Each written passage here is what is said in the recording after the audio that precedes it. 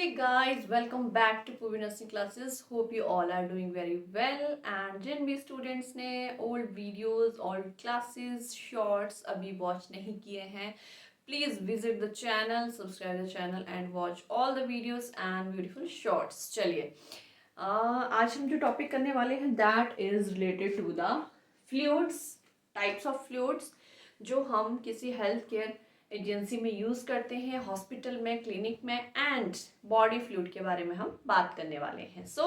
जब भी हम टाइप्स ऑफ फ्लूइड स्टडी करते हैं, सबसे पहले हमें ये पता होना चाहिए दैट इन बॉडी जो फ्लूइड है वो कितने कंपार्टमेंट में डिवाइड है. इसका मैंने एक शॉर्ट भी शेयर किया है. So visit the channel earlier and बात कर लेते हैं what are the compartments of fluid. So body में जो फ्लूइड है वो मेनली टू कंपार्टमेंट्स होते हैं इसके. One is ICF and one is ECF.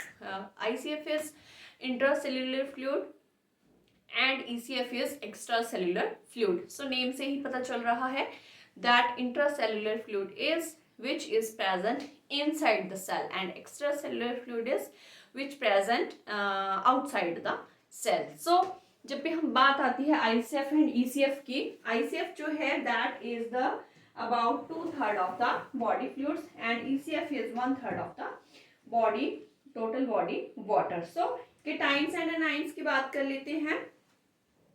ICF में जो हमारे main cation and anion present होते हैं that is the potassium and phosphorus, whereas in ECF the main cation anions are the sodium chloride. So clear. So next बात कर लेते हैं हम ऑस्मोलैरिटी के बारे में.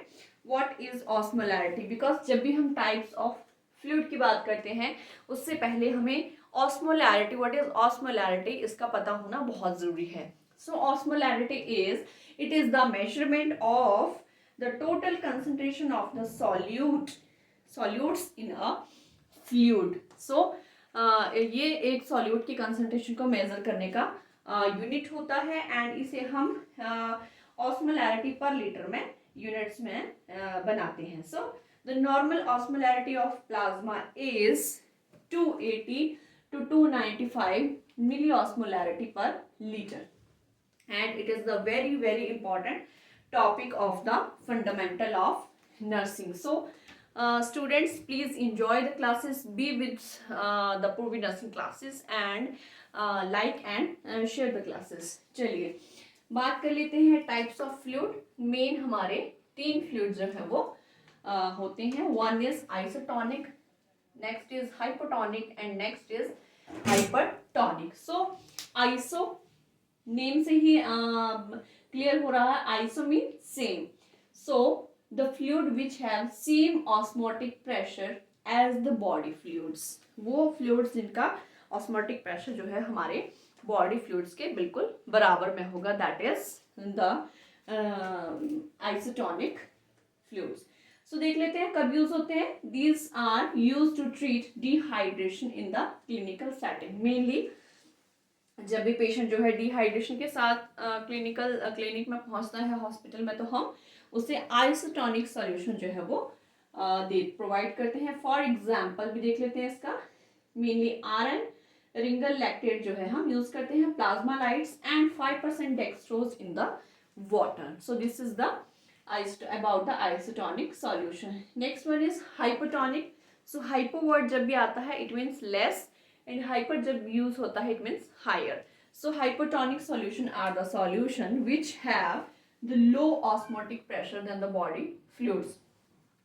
And so इसके osmolarity की वजह से, because it's a hypotonic, it cause water moves into the cell. जो भी water होगा वो cells में जो है वो transfer होगा.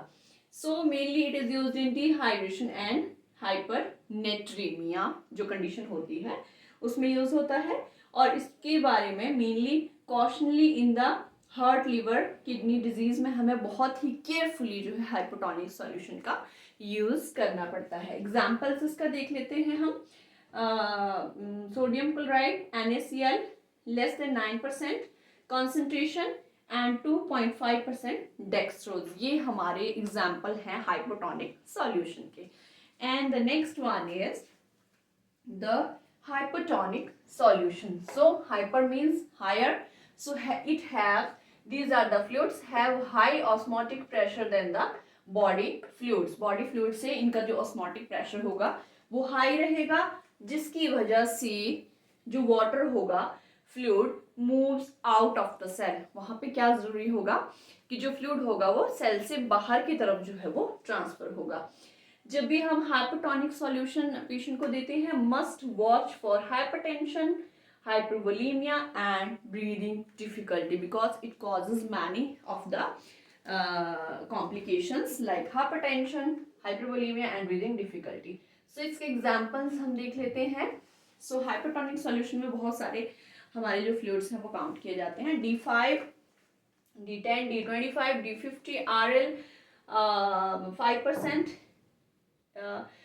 D in RN and 5% DNS, D5 in and 0.45 NaCl, D5 in 0.45 NaCl, sodium chloride. So this is the very main topic of the fundamental of nursing. Each and every student should know about the body fluids compartment and osmolarity and types of fluids and what are the types of fluid and their examples. So hope it is very clear to all the students.